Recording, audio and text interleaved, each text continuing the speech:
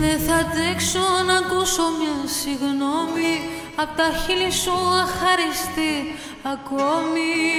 Τα πράγματά μου θα μαζέψω και θα φύγω. Ό,τι για μπω μαζί σου στα ίδια καταλήγω.